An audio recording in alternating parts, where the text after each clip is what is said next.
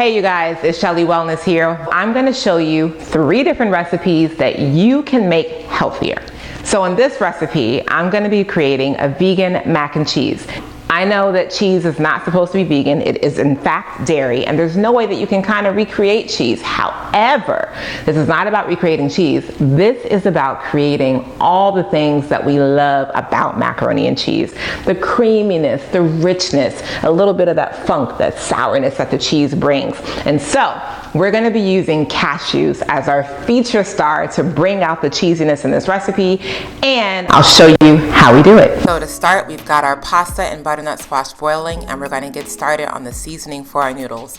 So to a pan, I'm going to start with the paprika oil. I have oil and smoked paprika, and that is going to season our onions, which is going to season our noodles.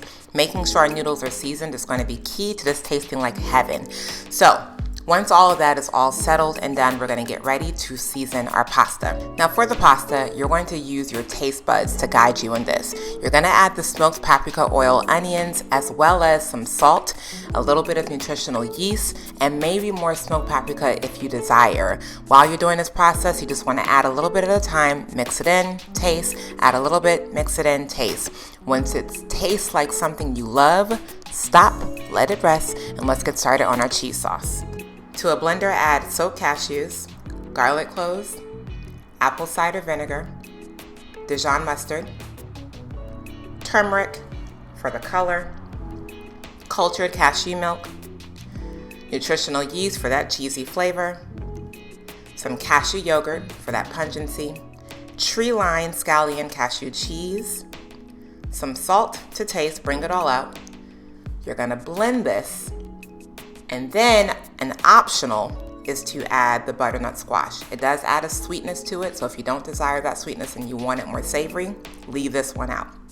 And once it's all mixed in, you're gonna add this to your seasoned noodles, and I promise you, you can just taste it now. It tastes like heaven, but don't eat it yet. We gotta bake this. So once we bake it, and remember, you're not cooking anything like eggs or trying to melt all the cheese like you normally would with traditional macaroni and cheese. Because it's vegan, we're really just warming it up, making sure the heat amplifies the flavors and brings everything together. And if you want, you can also top it with breadcrumbs or vegan cheese so it has a crunchy, melty topping. Now let's be real. When there's a feast, you want to eat. It's Thanksgiving. We want the stuffing, we want the dressing, we want the cornbread, we want the rolls, we want the biscuits, we want the yams, we want the macaroni and cheese, we want all of the starchy stuff. But what about the greens? So maybe a little small part of your plate is left for some collard greens or some green beans. But we need more greens during the holidays because that is the fiber, y'all. That's what's going to push out all the starch we've been eating. So for this recipe, I have an amazing autumn salad that is going to be the star. I promise you, the star, just like all the other starchy sides, and everyone in your family is going to love it. So no more bringing salad to Thanksgiving and nobody touches. With this recipe, I promise you, everyone will eat it.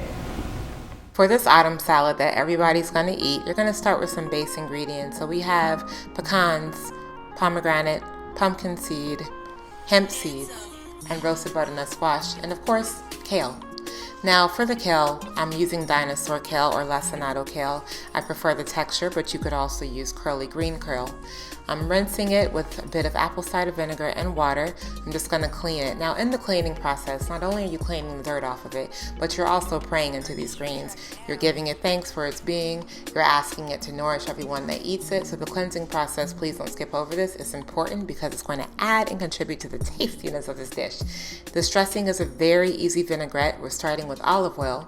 And to this olive oil, we're going to add apple cider vinegar, followed by some mustard, Dijon, followed by honey. I'm using a honey that is infused with turmeric and ginger for extra flavor, but you could use regular honey, as well as shallots, some garlic powder, and some salt. And you're just going to shake that up, no fancy equipment needed, very easy, and let that rest while you prepare your salad greens.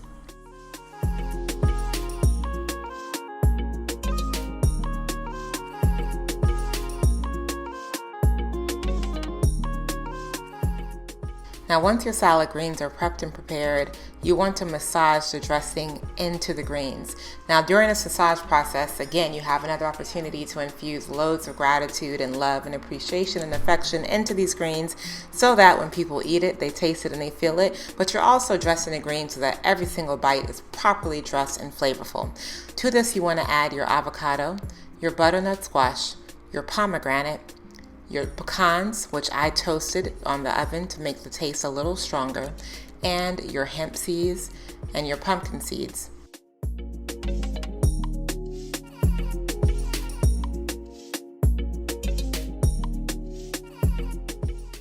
And you can top with a little more dressing if you like.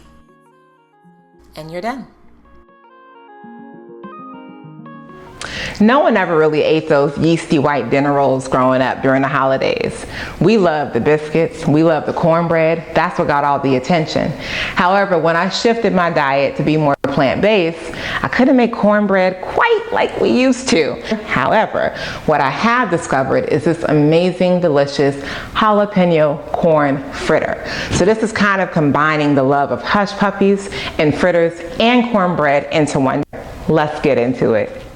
To a mixing bowl, you're going to add corn, cilantro, scallion, jalapeno, fresh chopped garlic, baking powder, a little bit of agave nectar, salt, red chili flakes, all-purpose flour, you could use gluten-free if you prefer, cornmeal, a chia egg so it all sticks together, and a little bit of non-dairy milk. I use a cultured cashew milk, which really is reminiscent of buttermilk, great flavor. You're going to mix all of this until it's well combined and can come together and stick like a patty. And once it sticks and you have it, add this to some heated oil in a pan or a skillet, and you're going to fry it up just like it were a pancake. Once it's brown on both sides, it is ready to serve and eat.